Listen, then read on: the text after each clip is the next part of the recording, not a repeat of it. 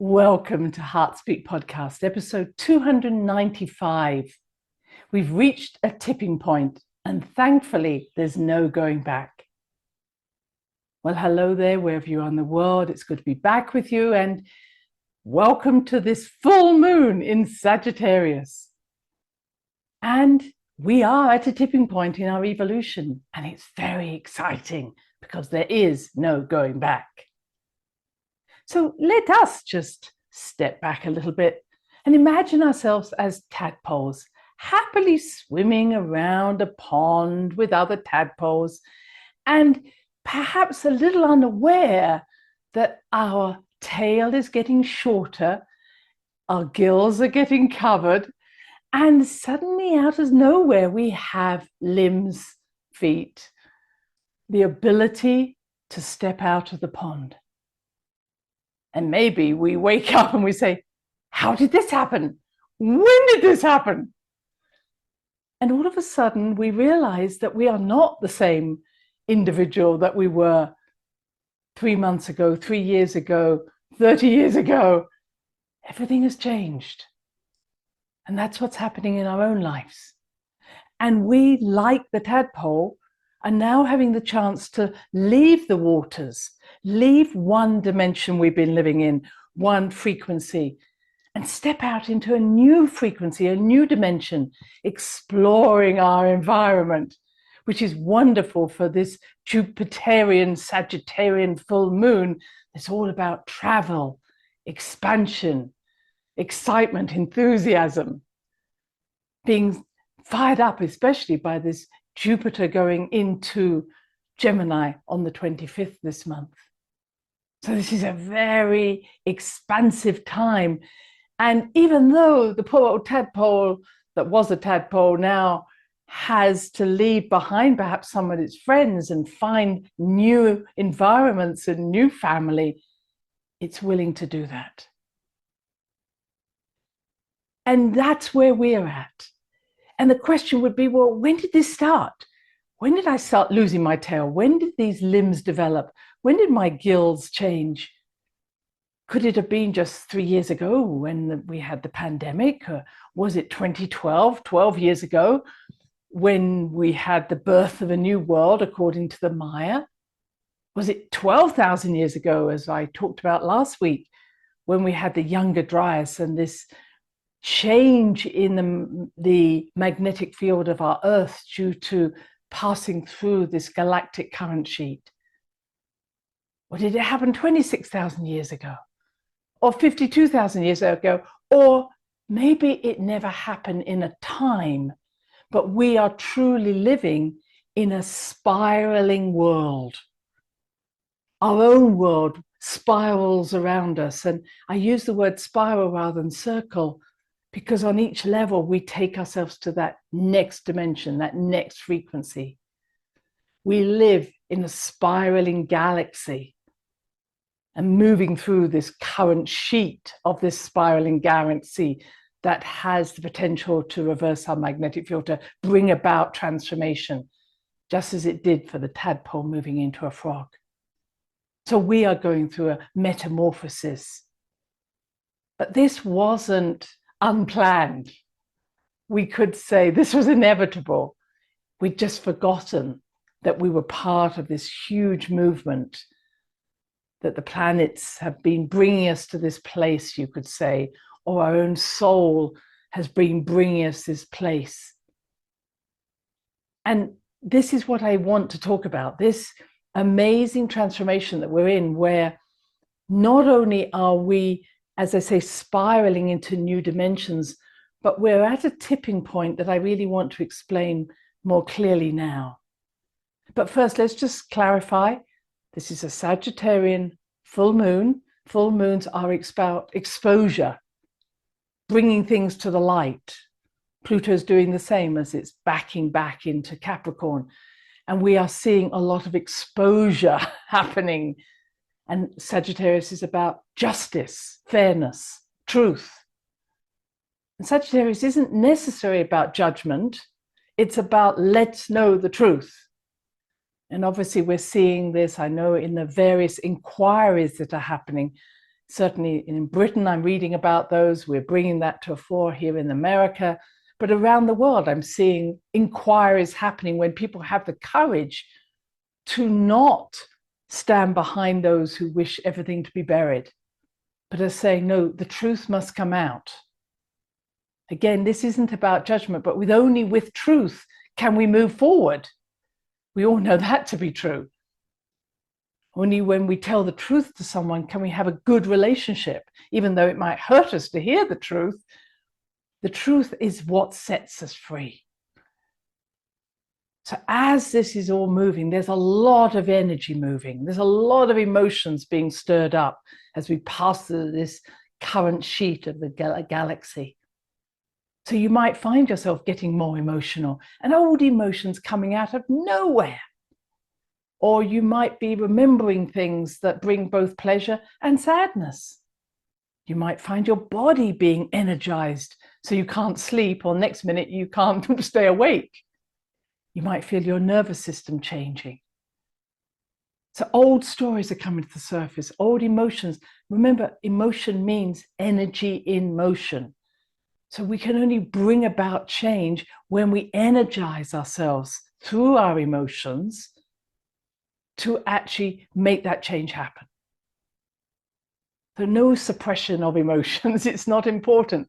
Emotions are not our problem. When they become overwhelming and we can't see the wood for the trees, yes, we need to calm them down.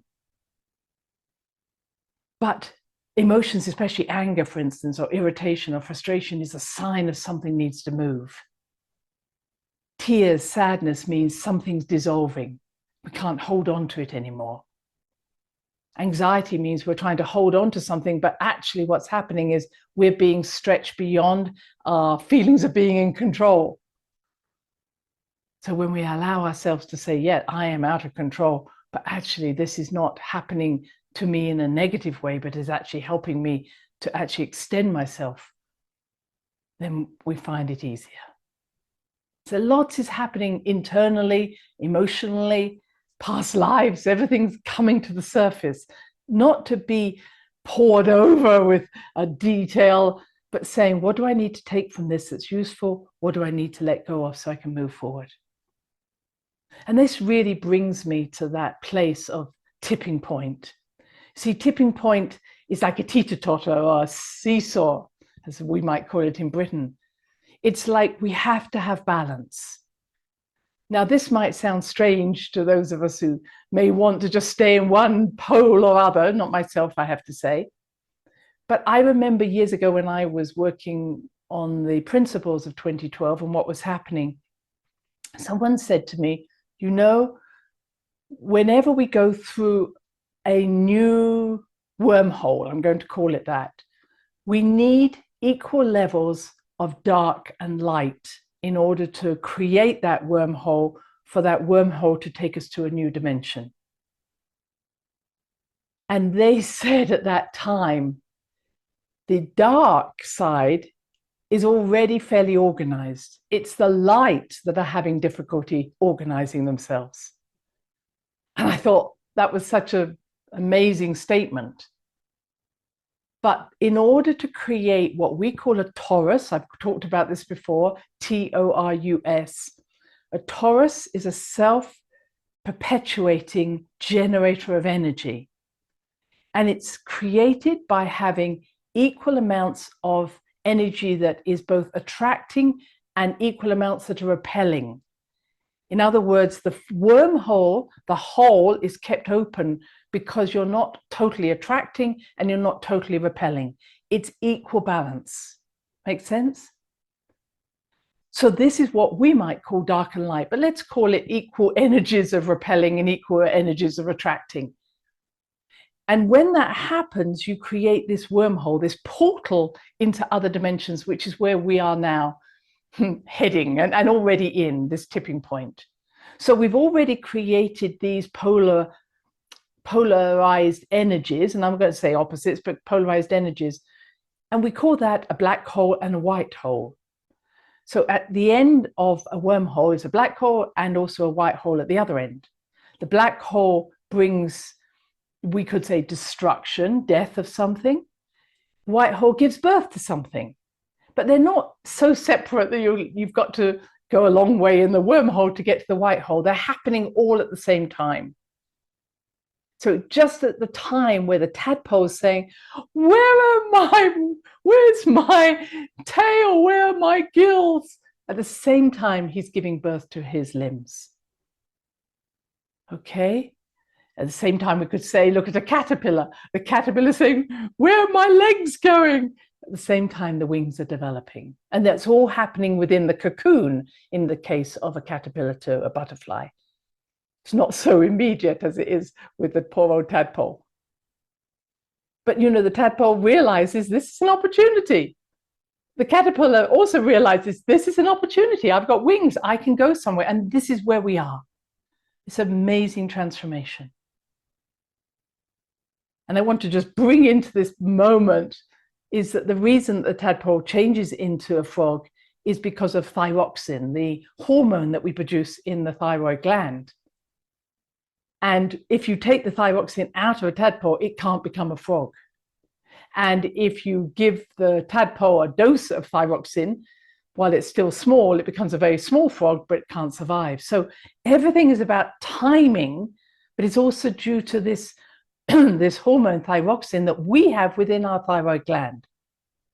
So when we have imbalances in our thyroid gland, which isn't only looking at the thyroid, it's also about the pituitary that rules that thyroid and other hormones. When we have issues in our thyroid, we're either trying to go too fast to the process, overactive thyroid, or taking too long to go there. And the reason we take too long to go there is because our thyroid gland, or our throat chakra, which rules that, it likes to be in control. So it's saying, hang on a minute, before I become a frog, can you guarantee me that everything's going to be fine? Can you guarantee me that I won't lose touch with my friends that lived in the pond? Can you guarantee me? And the thyroxine says, no guarantees, but I can tell you life is going to be fabulous. Yeah, but can you guarantee me that we're going to have plenty of food and be able to mate and everything else? And that's where we get stuck in our throat chakra, these needs for guarantees to be in control, especially of things that give us survival, food, land, warmth, love, whatever. And there are no guarantees, but this is an exciting time. And there is no reason, may I just say, if you're fearful of letting go, that the universe wouldn't provide you with all those needs. Because once we start flying, the universe has to meet our needs because we are part of the universe and the universe is part of us. For us to fly, those needs have to be met because it's the universe that wants us to fly. It's the universe that wants us to become a frog. It's the universe that wants us to step out. And for far too long, we've been holding on just in case. So I wonder if there have been times in your life when in the middle of a crisis, something emerged that was actually spectacular. And I think that's how the light and dark work together. That's happening in our world at this moment, and I'll come back to that. But it's very interesting that often in a crisis, something emerges. So in other words, as something dies, something emerges. Have you had that in your life? When you thought, this is the worst thing that could ever happen in my life, when you look back at it, you go, that was one of the best things that ever happened in my life. Now, you may still be lost in the, no, that was the worst thing. You can't understand, Christine. But I remember when I was just about to leave school, make my plans to become a doctor, but go into medical school, my father died. And probably because of that, I didn't get the exam results I needed to go to a medical school that I thought I wanted to go to. I was devastated. I was inconsolable because not just, of course, my father died, and of course I didn't get to the university I wanted to go to, but what had died was my dreams. My dreams and expectations of how I thought my life was going to be. Just like that tadpole. I thought, this is going to be it. I'm going to be in this pool. I know how to swim this pool. I know what to do. But the universe, my soul, had other plans. And that's what makes it so hard for us. We think we're out of control, but we don't understand that we're part of this huge universal spiral that says, it's okay, I got it. Just like our soul will say, don't worry, I got it. I'm in control here. Even though your little self is saying, what happened? Just like the tadpole. And because of that event, I actually got an unconditional invitation to go to the Royal Free Medical School in Hampstead. Who wouldn't want to go to Hampstead in London if you know that area? Beautiful area. And the Royal Free was actually a hospital or medical school that was set up for women back in the early 1900s when women weren't allowed into men's medical schools. So when I arrived, we had 50-50 men and women, as did most medical schools. But we also had some wonderful, powerful, beautiful women consultants who had made their name in medicine, but had kept their femininity as well. So my life evolved around these wonderful, intelligent women that I had met throughout my life and was part of my own childhood, coming from a very strong feminine lineage from my mother's side. So I really was in the right place, but at the time I was inconsolable. And in the year that I had to take off, I took off. I actually became a volunteer in a hostel, a halfway house for those who had mental issues, mind issues, were not able to work in society as well as others could. And even though it was I was thrown in the deep end because this is nothing I'd ever met, it made me grow up much faster than I ever would had I gone to medical school when I thought I was going to. I came to understand and respect the mind in ways that I could not have done had I not been thrown into that particular hostel and that way of life. And yes, of course I miss my father and I wish he hadn't died, but I would not be where I am now had he lived. And some of you might say, yes, but you could have had this sort of life. I don't know. But I grew up. I took responsibility. I had to learn about death. And boy, have I been through a number of deaths in my life through people who I loved. But it made me appreciate life more. It made me understand death more. It made me connect to the spirit world more. And because of all of that, this is who I am now. And I would say that if you yourself look back at events in your life and say, how did I change in that crisis? What came out of it? What was the dark and light? What was the death and rebirth that happened? Because I had the courage to pass through that wormhole. And that's what we have to look at now. We are passing through that wormhole. There are things we're letting go of. There are dreams we're letting go of, expectations of how we thought life would go. But when we keep blaming the world for those things that didn't work, we miss out on those things that are working. And I understand that what's happening at the moment, that I was listening to Zach, who comes through, Janet, who Pam Gregory was interviewing. I can again put that link at the bottom of the YouTube and on my website. But he was saying that this is really a time of metamorphosis and change on the planet. The planet's changing, the insects are changing, the viruses are changing, the land is changing, but humans take a long time to change. In other words, he was saying that, look, the insects are already adapting to the new environment. They're already making changes. They don't have a problem with that. They mutate, they change. But we don't. We like, whoa, where did that go? And then we try and hold on to the old species. Oh, those species are dying. Those species are dying. New ones are being born. We have to go with the flow. And it's not negative. It's saying, when I change my frequency, I can actually deal with the new toxins or the new problems. Yes, I don't think we should be creating so much toxin on this planet, but she's actually dealing with it better than we are. What we're really saying is, where is the toxin that we're creating in our own life? That's what I always feel the earth is saying to us. I can take care of this, but will you stop dumping your toxins on us? Because this is not helping that transformational process. And where are those toxins? Yes, they're in the things we do to the earth outwardly, but they're also the things we do to ourselves outwardly, inwardly. Where are we creating toxins in our own lives? Where are we beating up on ourselves? Where are we mean to ourselves? Where are we not kind to each other? And at this time, Mars and Chiron are getting together in Aries.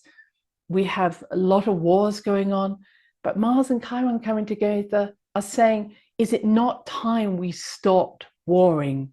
Not just in the outer bigger picture, which is appalling anyway, but within our families, within ourselves, within our friends. Time to heal the wounds and ask, what is worth fighting for? And as I always say, isn't me we're all going to be friendly and loving. We're saying is, if I am wounding you, you're also wounding me. Why are we living or staying in a wounded relationship? Why are we destroying each other? Why are we hurting each other? So the healing on a new level is, what I do unto you, I do unto myself. Why would I do that? What you do to me, I do to myself, etc. When we are more loving to ourselves and more honest, we can be more honest and loving in our relationships, which sometimes mean it's time to end this. This is not working. And that's how we're going to bring peace. When we start to recognize what we're doing to someone else, we are doing to ourselves, and we feel it. And that shift is taking place. So my final comments on this, and you can hear how passionate about it I am, with Jupiter moving into Gemini for the next year. Of course, I could say, yay, being such a Gemini. But I want to say this is about bringing new levels of communication. Now, we could say this is going to erupt into looking at the media, social media, new ways of communicating. But for me, the communication is also a higher level of communication within ourselves, with our intuition. I think with Neptune right at the end of Pisces, intuition is going to get more alert, and Gemini, as Jupiter will be coming closer to that as it goes through, Jupiter will be going over Saturn. I think there's going to be a lot of communication coming to the surface. We could have communication issues, of course, but I think that we're starting to say is, I'm not listening to you in that way. I'm not listening to your words. I'm listening to your heart. I'm listening to your truth. Tell me the truth. Don't tell me the words. And I think all these inquiries are saying the same thing. I'm not interested in your words. I'm interested in how your heart feels. Be true to our hearts. Speak from our hearts. This is not a time to hide. And I was listening to Rory Duff again through Pam Gregory. Thank you, Pam. But he was talking about 12,000 years ago, again, fitting in very nicely to that shift that we saw with the younger Dryas, and we saw us going through that galactic current field. And he was saying that 12,000 years ago, we started a line back to becoming more individualized. We went from group thinking into individual thinking. We could say this is part of the 26,000 year precession of the equinoxes, if you want to get precise, somewhere between 12, 13 years each, half of the cycle. However, coming back to my focus, he says that 12,000 years ago, we started to move away from group thinking, group communication, into individualization. And he said that was the time where we started to develop more symbols, more hieroglyphs, more petroglyphs. And interestingly, I've just been watching various speakers on the idea of Gobliateki, where all the different symbols, what did they mean? What did they mean? What did they mean? So we'd started to speak in symbols that had many layers to them, but we all want to say, what does that one mean? But they mean many different things. And he said, then we progressed into words and letters and words. And I'd heard that before, that movement away from literally telepathy into symbols, into words, was when we became more, if I may say, masculinized, more logical, more individualized. And now we're turning around and we're saying, Actually, we need to return to symbols because ultimately we want to be more telepathically connected. We want to communicate intuitively, telepathically, whatever. And I believe the children of this time are leading us in that. Many of them, unfortunately, non-speakers, non-verbal, but they're communicating in other ways. They also are whole brain thinkers. They don't want to think in words. They're saying, why are we bothering about a letter in a word when I'm telling you the whole picture? I want to communicate the whole picture to you. I know I'll have more to say about that since Jupiter is going to be in Gemini for a whole year. But my final piece, and this is not final because it's not important, but it's very important. This week, if you haven't been keeping in touch, the WHO are trying to pass what they call an agreement, which definitely is not an agreement, so that they can take control of body, mind, spirit, earth, climate, weather, all very Taurian experiences. And it's happening just as Jupiter and Venus are coming together in Taurus for the final time before they move into Gemini. So this is a sort of power grab. I'm going to take care of your body. I'm going to take care of the land. I'm going to take care of your food. I'm going to take care of climate. Don't worry. I'll help you survive. And on one level, the throat chakra says, yay. But the mind or the soul says, actually, first of all, none of those things are about my transformation. It's not just about survival. Are those things that you're promising me, helping me to transform, to leave the water and become a frog? Are they keeping me in the water? And the WHO are doing this very nefariously, not following any of their rules. There are huge disagreements with this. There's a big convoy going to Geneva when this meeting is taking place between the 27th of May and the 1st of June. There are so many wrong things happening here, financially, politically. These are non-elected individuals, etc.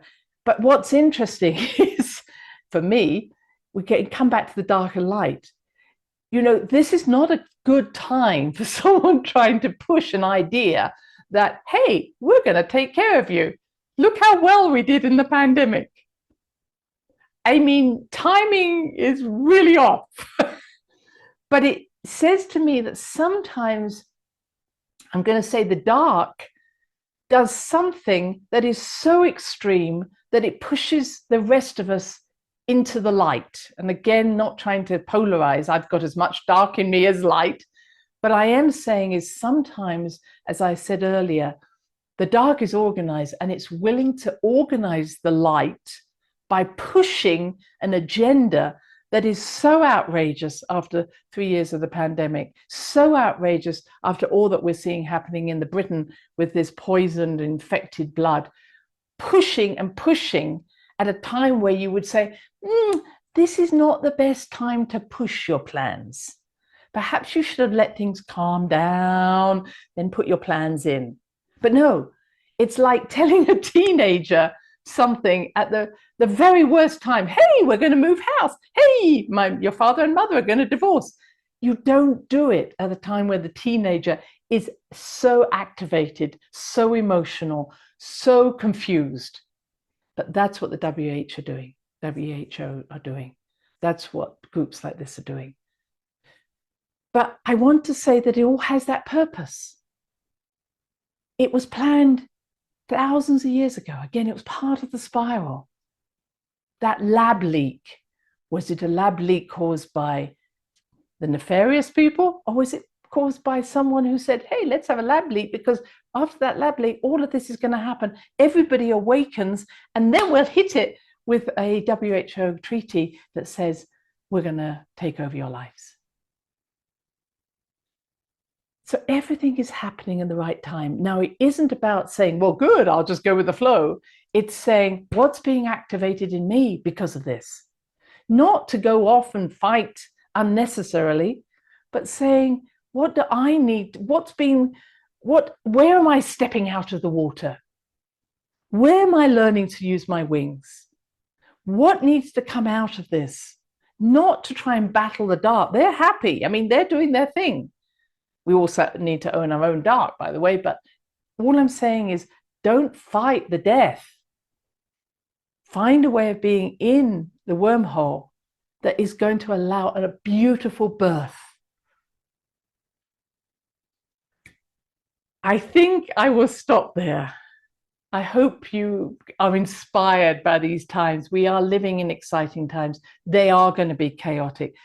Things are still going to break down big time, because only with those deaths can we find that birth. Until next time, bye-bye. Thanks for listening to the HeartSpeak podcast with Dr. Christine Page. Please check out all HeartSpeak episodes in the podcast archive section on www.christinepage.com. HeartSpeak is also available on iTunes, Spotify, Google Podcasts, Tumblr, and now playing on Amazon Music and iHeart Radio. You can also watch the archive podcast on Christine's channel, on YouTube, and now on Rumble. Connect with Christine on Instagram, LinkedIn, and Facebook group, The Great Mother Calling.